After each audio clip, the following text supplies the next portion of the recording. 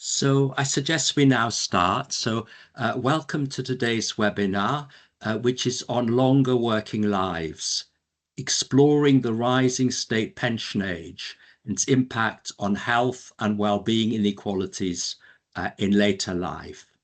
So this is part of the series of webinars by the NIHR Policy Research Unit in Healthy Aging. So as is well known, the state pension age in the UK has risen in steps so that it is now 67 for both women and men. So for women, it has risen by 6 years from 60 to 66, and from for men from 65 to 66. It is shortly due to rise to 67, which I think is the state pension age in several other European countries, which have also raised their state pension age in recent years. And there's a discussion going on about a rise to 68, so it's very much a topical issue, with one imminent further rise and another under discussion.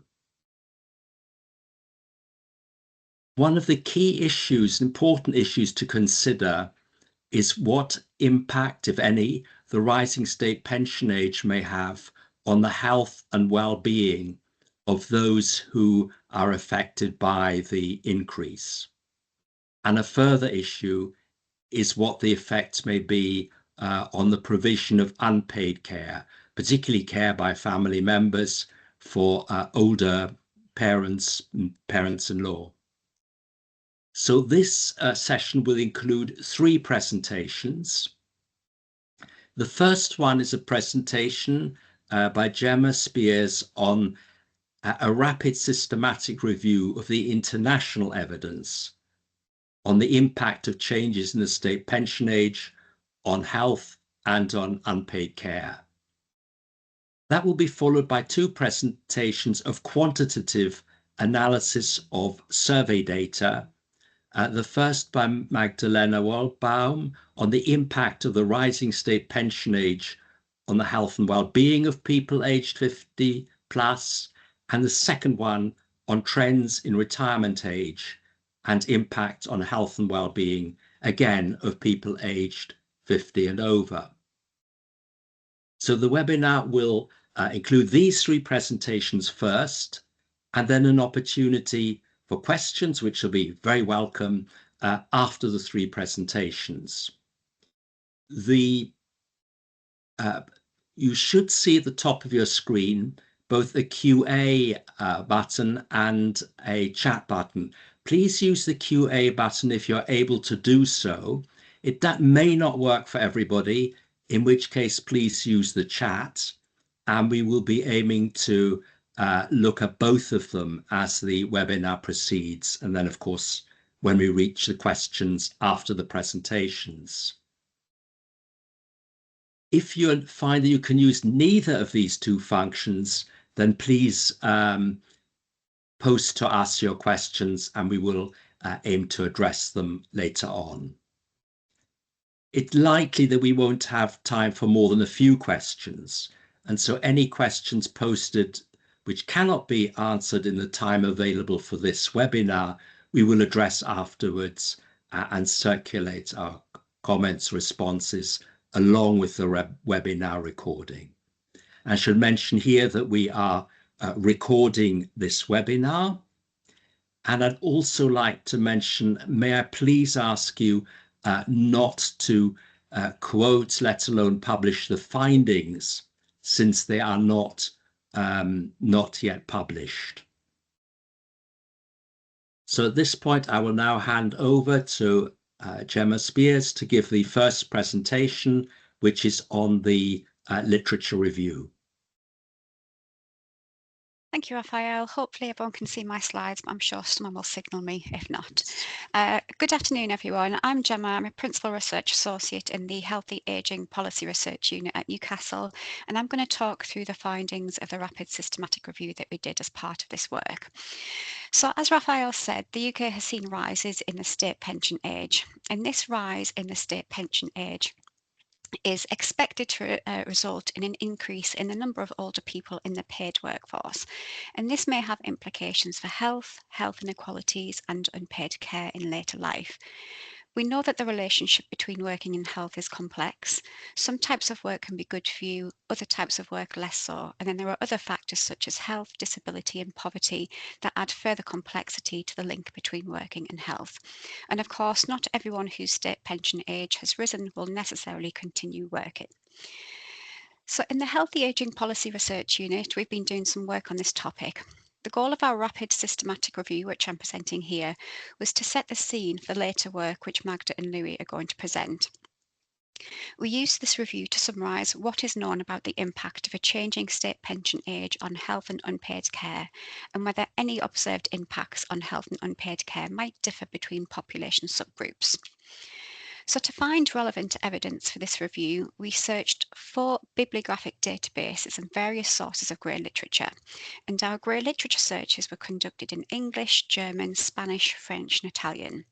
We chose these languages because we were aware from our early scoping that there were government reports on rising state pension ages from those countries when we did that initial scoping.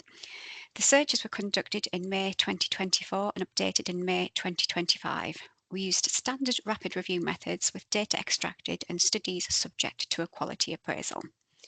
We then did 2 types of synthesis with the evidence that we found.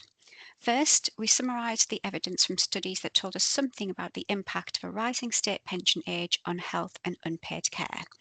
For studies that told us something about the impact of a rising state pension age on economic outcomes, we created a descriptive evidence map to identify what sort of economic outcomes had been considered and for which groups. But we didn't look at the economic evidence in depth for this work, and the focus of today's presentation is on health and unpaid care outcomes only. So what type of studies did we include in this review? We included any study that evaluated the impact of a change in the state pension age. So this included both planned and actual changes, and we were interested in the impact on health, unpaid care, and economic outcomes. We didn't impose any date limits on eligible evidence, and we included publications in any language as long as we could translate it, which we did using mostly Google Translate and some assistance from our multilingual colleagues. So what did we find? We found 16 studies reporting the impact of rising state pension ages on health and/or unpaid care outcomes. Most studies were rated high or fair in quality, and a small number of studies were rated unclear, and this was because details about some of the methods were not clearly reported in the publication. So these 16 studies covered 8 reforms in 6 countries, which were the UK, Germany, Italy, Israel, Spain, and France. So I'll now talk about some of the overarching patterns of evidence across these 16 studies. An important point to note is that most, but not all of the studies make causal claims about impact, and they do this because they use the sort of longitudinal analytical approaches that allow them to infer causation. So this table summarises the international pension reforms and their impacts that we found in the evidence. So the rows list countries: France, Germany, Israel, Italy, Spain, and the UK, along with the years of the reform legislation. And the columns show 3 pieces of information: whether there is evidence of an adverse impact on health, whether there is an impact on unpaid care, and whether any adverse impacts are worse for some groups. So 2 of the studies looked at the impact of a rising state pension age on only mortality. This was the reform in France, which was not linked to a mortality risk, and the reform in Spain, which was linked to a greater risk of mortality for male workers and those working in jobs where people feel undervalued. But we do need to be cautious about interpreting the study of the Spanish reform because of the time and context of that particular reform. The other studies in this table looked at impact on a range of health outcomes, both physical and mental health, and on a range of outcome measures. Generally, across studies, there's a pattern of evidence showing an adverse impact on a number of measures of physical and mental health, but this was not the case across every outcome measure or for all cohorts. So, for example, the studies looking at reforms in Germany, Israel, and Italy, the adverse health impact was observed on some but not all measures of health, and in the studies for Italy, on some but not all of the cohort studies. For the UK studies, there was an adverse impact on most of the measures of health used, but this was patterned by socio-economic status, which I'll come to in a moment. The UK studies also considered impact on unpaid care, and this showed that the rise in the state pension age was linked to a lower probability of providing unpaid care and a loss of unpaid care hours. So the final column on this slide shows where there was evidence that these adverse impacts on health and unpaid care were worse or existed only for certain groups, typically those who might be considered disadvantaged. I'm not going to talk about this final column for all of the studies in other countries because it's very nuanced and it would take a lot of explanation and more time than we have here. So I'm just going to focus on the UK studies. So in these UK studies, the impact on mental and physical health was typically worse for women disadvantaged by socioeconomic status and women in jobs with a high level of job strain, and also women without a partner. In one of the UK studies, the reduction in unpaid care was particularly notable for women in high-strain jobs providing care outside the household. In another study, the increase in the state pension age was linked to a lower likelihood of providing unpaid care for adults, but not unpaid care for children or grandchildren. So, some key takeaways from this evidence. First, there is some evidence that delaying the age at which someone can collect a state pension is linked to poorer health, but not across all reforms and not uniformly across populations. Where we do see a link between delayed state pension ages and adverse health outcomes, we see this pattern more so for the most disadvantaged populations. And a second key takeaway is that in the UK, the rise in the state pension age seems to be linked to a loss of unpaid care. There are, of course, implications to consider here, particularly in relation to policies for unpaid care, social care and health inequalities. But I'm going to pause my presentation here because the analysis that Magda and Louis are going to present next adds more nuance to this story, which requires a bit more of a nuanced approach to thinking about policy considerations. So thank you. Please put any questions in the chat and I'll do my best to answer them. Thank you very much, Gemma. That was a very clear and excellent start to today's webinar. Thank you very much. And as I'd said earlier, please post your questions and we will take questions after all three presentations. So I'd now like to call on Magdalena Wellbaum to give the first of the quantitative presentations. Thanks, Raphael, and thanks, Gemma, for that presentation. And thank you for joining the webinar. So as Raphael said, we will have two presentations in one. So this same set of slides, both Louis and myself will be presenting the findings of the quantitative analyses. So this is also part of the Healthy Aging Policy Research Unit work, and it's kind of like the follow-up of the work that Gemma just presented.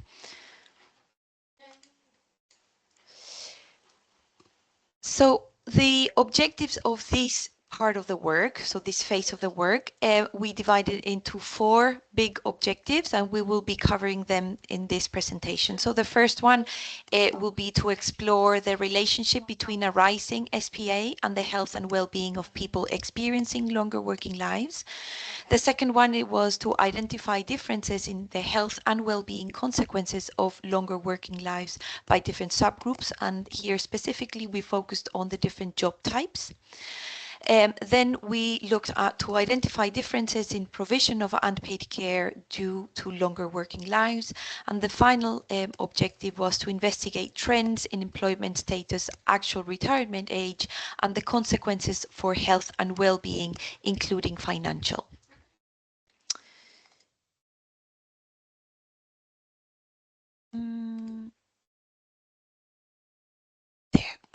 Sorry.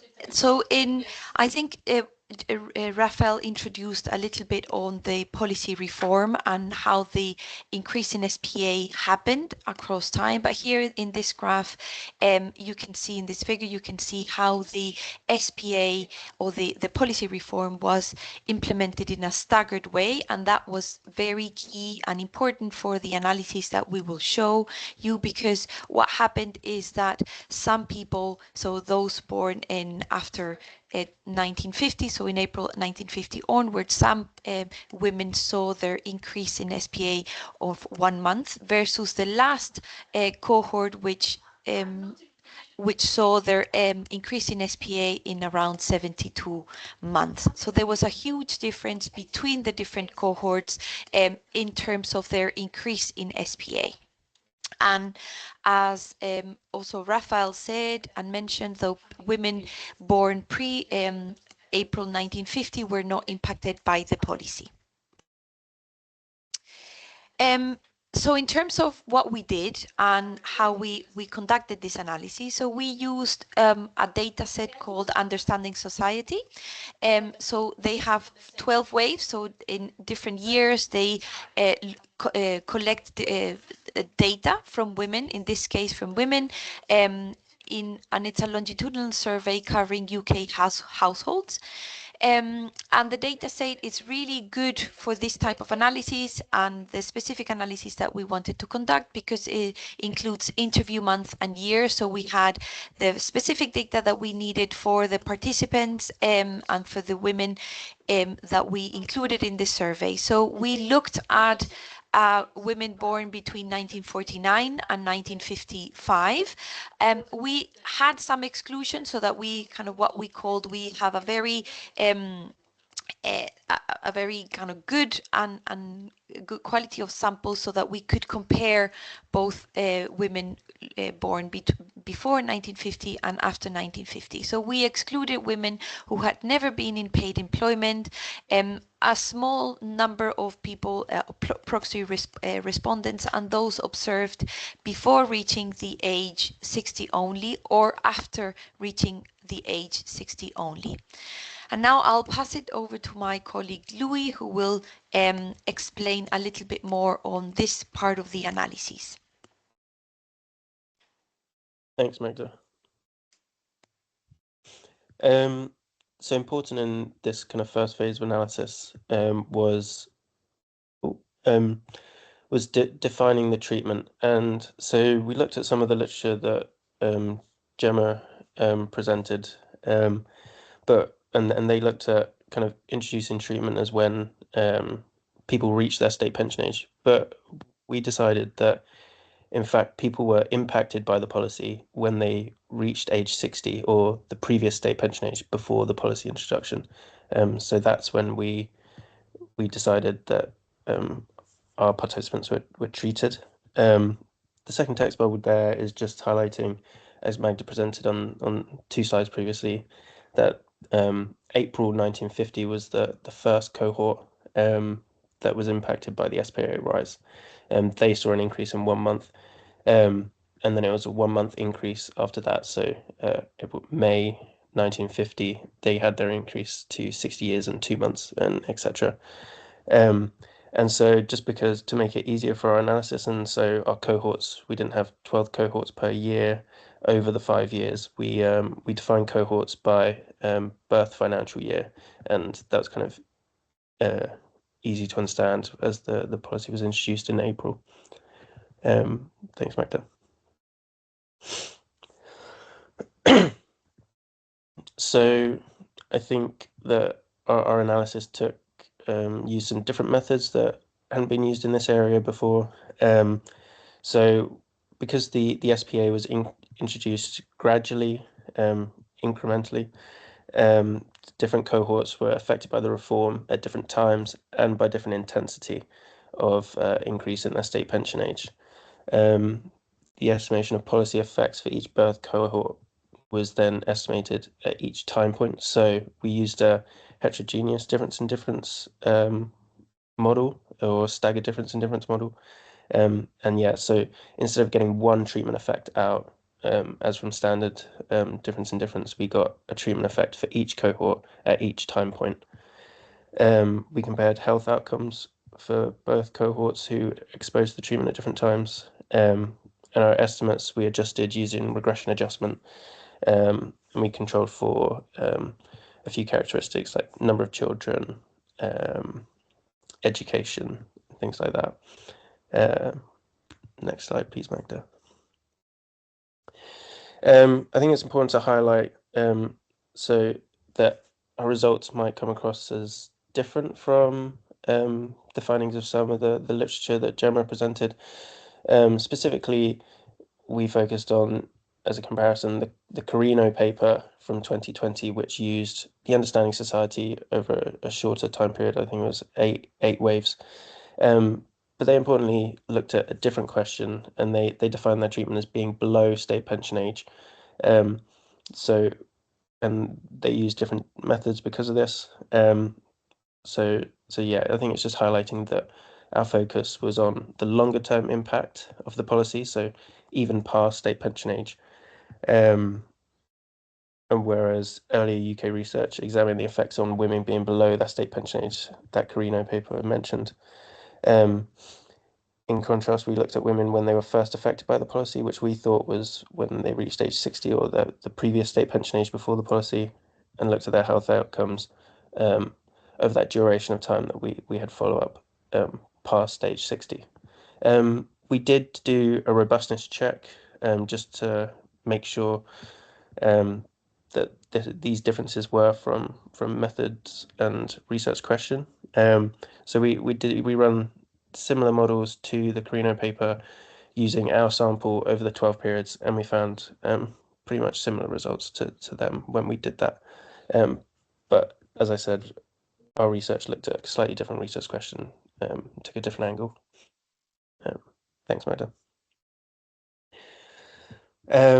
So this graph here below shows, so just to clarify, we got it from our models. You get an average treatment effect per cohort per time period, and then these can be aggregated up to duration of effect, time, or by cohort, or to get an overall treatment effect as a whole.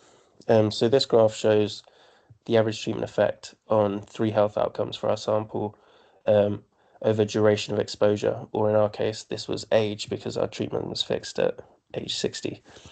And you'll see that, so a negative, so GHQ in red, the red line, lower scores in suggestive of lower distress levels or better well-being. And then the green line, SF12, the physical functioning component, higher scores indicative of better physical health, and the blue line, the mental health component of the SF12, and again, higher scores indicative of better mental health. And we see that when comparing our sample to the pre-policy sample of pre-policy cohort of 1949 to 1950, we see that as they get older or they've been exposed to the treatment for longer or exposed to the policy for longer, we see an improvement in well-being, mental health, and potentially physical health. Physical health wasn't, as you can see, statistically significant at all. Mental health somewhat, and GHQ or well-being somewhat as well. And so that's what we found when we did this analysis. Next slide. To then tackle that second research question that Magda highlighted at the beginning, looking by different subgroups. So this is specifically GHQ, but we run separate models for depending on different job types, management, intermediate, and routine. And we see that kind of the most difference is from this management professional group, although we were cautious to take too much from this results due to sample size being much smaller once you separate these groups out. But yeah, that was what we found from the subgroup analysis. And then on that third research question, I think we found similar results to what Gemma highlighted in hers, where the policy reduced the amount of unpaid care provision. We didn't find it significant, but again, this could be due to confidence intervals, sample size. But the general trend was a decrease in the amount of unpaid care. So just a summary of the findings from that part of the analysis. The reform was associated with improvements or better mental well-being and mental functioning when compared to the pre-policy cohort of 1949-1950, with no physical changes or differences in physical health. Improvements, we use that loosely, just remembering that we're comparing against the pre-policy cohort, so it's not necessarily improvements, but it's better well-being or mental functioning in comparison to that pre-policy group. You'd see from those graphs that at around age 67, this was at its greatest for both mental functioning and well-being, so GHQ and SF12 mental component, suggesting that prolonged employment and the eventual receipt of pension benefits may have contributed to improved well-being. Subgroup analysis by job type did suggest distributional effects by job type. Improvements in well-being, mental functioning followed similar trends, however was significant for the management and professional roles, not for the routine and immediate. But again, we're just cautious with those results because of the sample sizes being reduced by 2/3 for each group. And the SPA didn't have any significant effect on unpaid care, but there was a trend in similar results to what was found in the literature. So yeah, thanks, Magda. Thanks, Louis. So I'll go through the final objective of our work, so to investigate the trends in employment status and actual retirement age and the consequences for health and well-being, including financial. So here in this graph, you'll see, so we compared two groups, so two cohorts, so the 62 group and the 65, and as you see, the vertical line are when they reach their SPA. So as you see, we observe that there is an increase in the trend of around 10 to 15% in the proportion of women in paid employment. So there is a increase for both cohorts. When we were looking at the different also trends in employment, this graph, you can see that the red bars are those that are retired before reaching their SPA, the blue bars are those retired after reaching their SPA, and the green bars are the not observed retired at that point. So in this graph, we see that there is an increase in the growing proportion, as SPA increases, there's a growing proportion of women that retire before their SPA, so the red bars, and this may reflect the influence of health, caring responsibilities, or the labor market factors on their retirement decisions. And I'll show you now. We further explored these trends in employment in the different cohorts. So as you see in this graph, so as the increase in the SPA, results in a greater proportion of women identifying as unemployed. So as you see by the yellow bars, and not in employment. So the red bars and the yellow bars are the ones that we're referring to now. So if you compare, these are this upper part of the graph are the group of women that were not impacted by the cohort, by the policy, I mean, and as they grow older, you see that the not in employment is the yellow bar is not as wide as the women that have been impacted by the policy, so the lower part of the figure here. So this graph, you can see that a higher proportion of women are not in employment, and also a higher proportion of women are unemployed across all ages. And then further disaggregated, disentangling this not in employment group, you can see that those women that are identifying as not in employment were those with caring responsibilities or experiencing long-term sickness or disability. So these are shown by the purple bar, so the long-term sickness or disability, and then the non-employment because of caring roles are the yellow bars. And as you see, there is a difference between the cohort that was is not impacted by the policy, so the 1949 cohort, compared to the cohort that was impacted by the policy, so the 1955 to 1956 years. So the findings as a discussion, and afterwards you can raise all the questions that you have. So the findings of our work challenge the assumption that raising SPA harms older women's mental health. But as so the SPA raising the SPA for women was associated on average with a modest improvement in well-being and mental functioning, without significant changes in physical functioning or physical health. However, these gains were not shared equally, so as we saw, there was a distributional effect, although Louis explained how we have to take this with caution. But overall, we, as a policy implication, we have to understand that without targeted interventions, these reforms may exacerbate the inequalities by conferring advantages primarily to those already better positioned in the labour market. Thank you very much. And now I'll hand over to Raphael.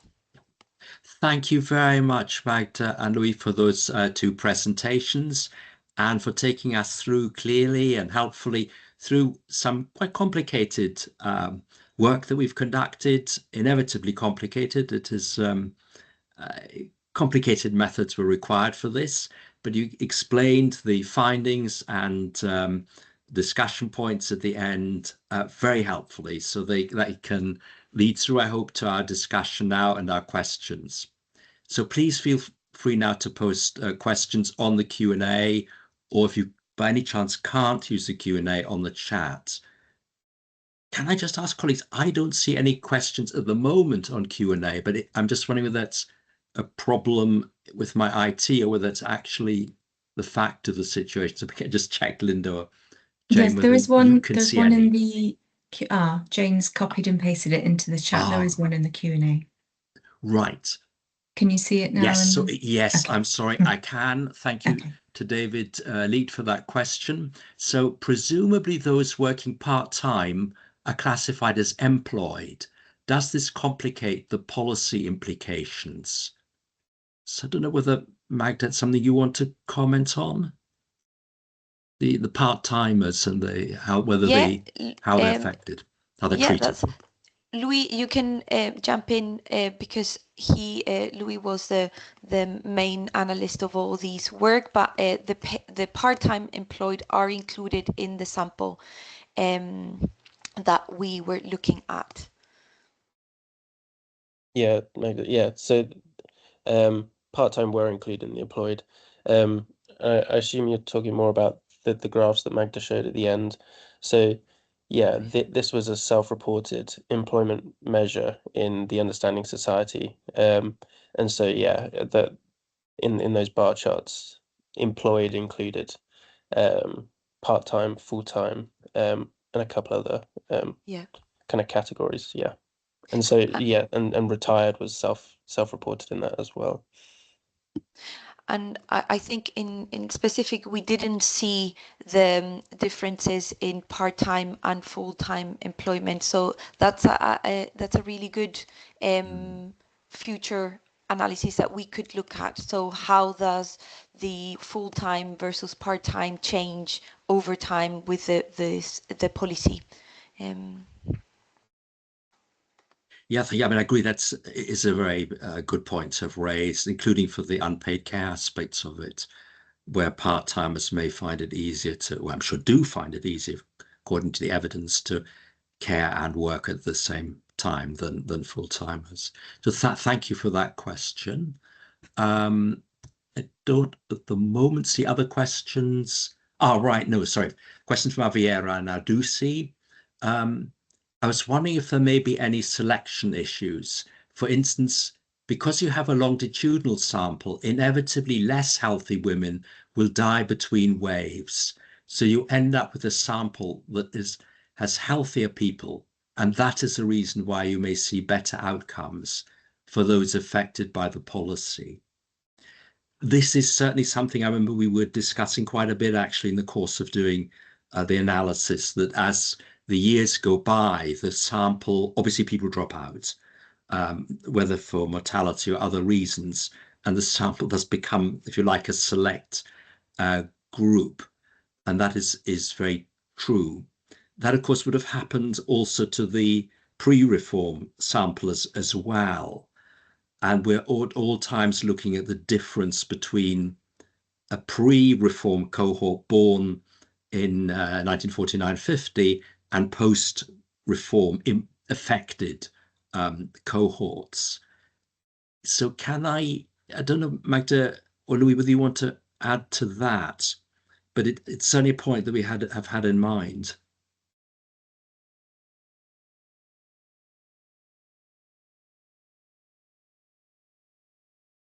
Yeah, I think it's a good point. But like you say, it can affect both groups, the pre-policy and post-policy. We think that potentially, so we have also got results. So we got results for each cohort at each time period. That was a specific decision that we had to make, rather than age, because then the treatment effect isn't staggered.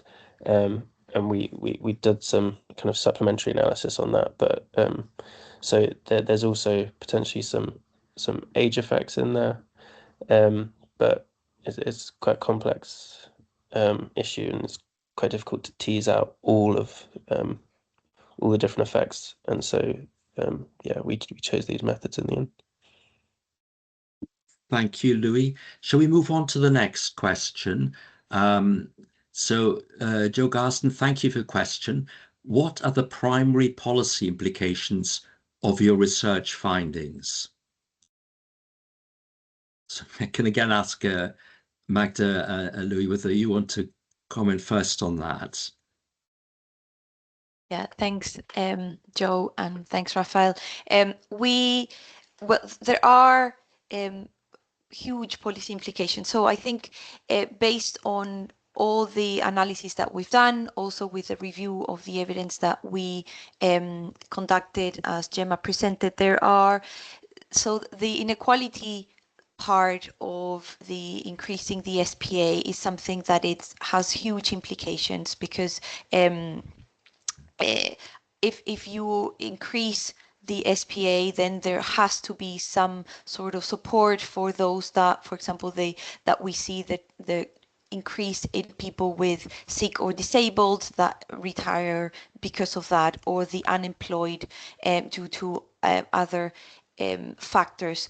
Also support for what happens with the caring responsibilities. As we saw, there is a decrease in the caring responsibility that of course has a domino effect of increasing burden for the younger, maybe mothers, or the daughters caring for the older people, etc. So there are implications on those, and I'll leave Louis to comment in any other policy implications that we have discussed.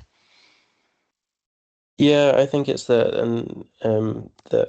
potentially staying in employment and that engagement might lead to well-being, have benefits on well-being and mental functioning, staying in that for longer, potentially the social aspect of working, and then I think what Magda said as well, that I think specifically with the self-reported retiring, that we highlighted in those final graphics, it's that those who are well able to continue working, they continue working and might have those improvements, and it's those individuals that potentially have caring responsibilities or with disabilities or long-term conditions that they would have otherwise been classed as retired and classed themselves as retired, but can't because of the state pension age increase, and so they don't view themselves as retired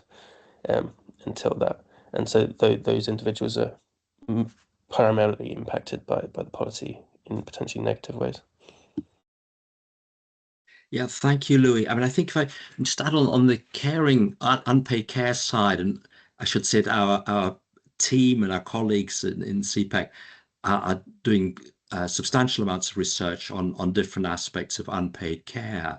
And for that, there may be policy implications. Should more be done to support carers in their early 60s and as you know, the main age for caring, particularly for parents-in-law, is a roughly 45 to 65. So there's still certainly people in that age group caring for their parents, and it's a crucial role, clearly. Otherwise, there'll be more demand on publicly funded care, I guess.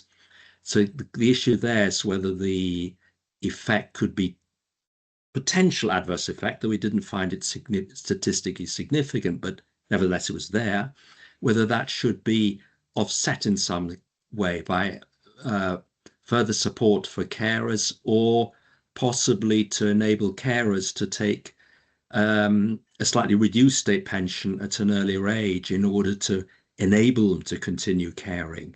That's a possible policy implication. We don't have an arrangement for people to take a reduced state pension early, although we do have an arrangement for people to opt to take their state pension late at an increased level. So, I mean, that's a further thought on that question. So then, thank you, Aviera, for the question. You say, I was wondering whether you have or may be able to adjust for anticipatory effects.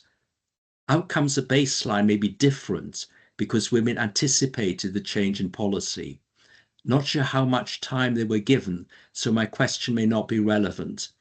I guess looking at historical trends may give you a hint.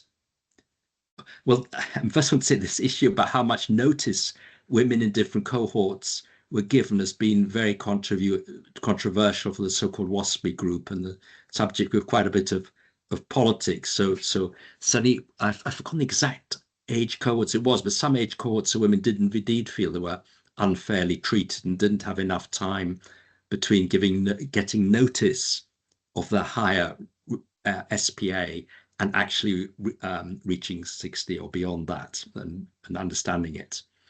So it's certainly a very pertinent question. I'm not sure whether that anticipatory effects you mean that people didn't know, or you mean that people did know that their retirement, state pension age, I should say, was later than they might have believed when they were in middle age, and started to adjust their employment or their expectations because of that. So I mean, maybe they're two different possible issues, but it's certainly a very interesting question. And we did wonder whether some of the impacts on well-being might be, that there might be impacts at that point where people get near to being eligible for their state pension age and look forward to it. But I don't think we can say we've explicitly done a lot of investigation of that. But again, I mean, I know the colleagues want to come in on that.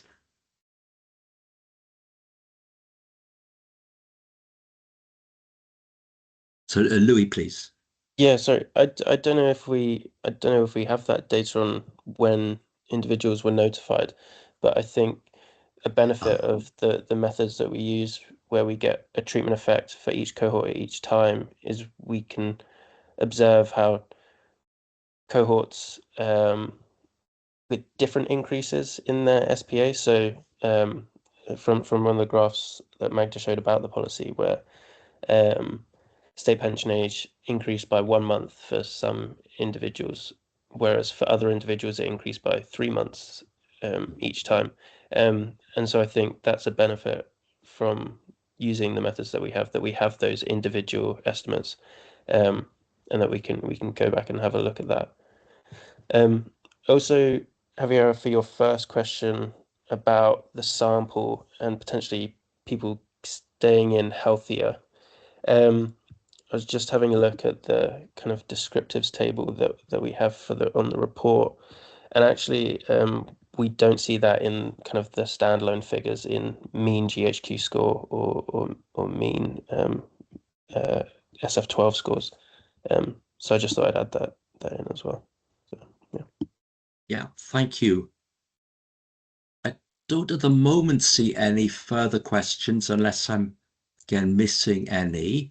But I'm just wondering whether I could ask Gemma a question. I mean, I personally find it very interesting to see evidence from other European or developed countries facing similar social issues and economic issues, of course, albeit in slightly different contexts. I was just wondering what your thoughts were about how much we can read across to the UK from the non-UK, mainly other European studies and their findings. I mean, this was a challenge that we had when we were interpreting the data. Typically, when you do a review, you look across all studies, but actually we found that context is very different. Population needs very different. I'm not really sure how confident we can be about reading across different reforms, especially because the mechanisms of the reforms in different countries are also different to what we have done in the UK. So I'm very hesitant about reading across what happened elsewhere to what we're seeing in the UK. But as I say, in some studies there were similar patterns.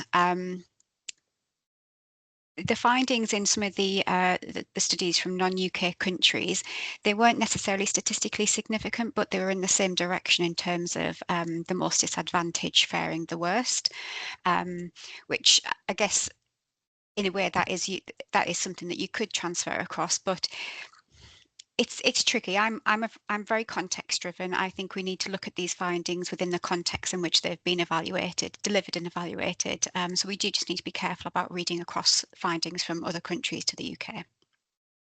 Thank you, Gemma. And I very much take that point. So I just don't at the moment see any further questions. Have I? As long as I haven't seen anything, I don't think I have. So we are doing one more piece of work we've been doing on this study that we'll be ultimately also reporting. So anything else maybe the presenters would like to add on the questions or on where we're going on this topic?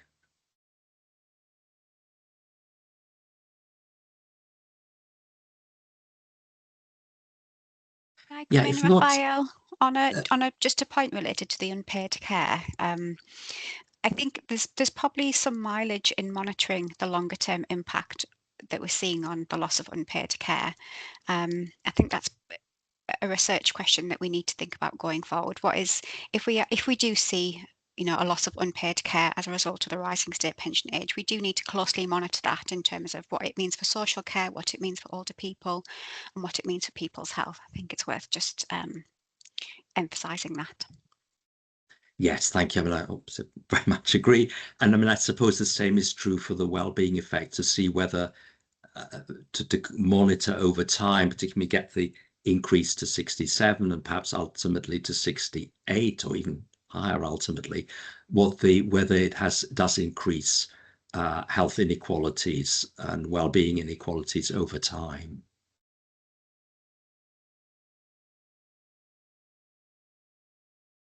So I think if we've reached the end of the questions, maybe I can just say thank you very much to the three colleagues who give presentations. Thank you very much also for all the questions, which were been really helpful and have raised clearly some important issues for us to consider in further work. And so just to remind that the report on the project and publications will be available presently. The details will be on the HAPRU Policy Research Unit website, and we'll draw attention to them in the social media. So I'd like to thank you again for attending, to remind you that there will be a recording of this webinar sent out, and to remind you, could I please ask you not to quote the findings until they've been published. There will also, of course, be future webinars in this series. Dates haven't been set yet, but the future webinars will be advertised on the event page of our website. And thank you very much again for your attendance and participation. So that concludes today's webinar.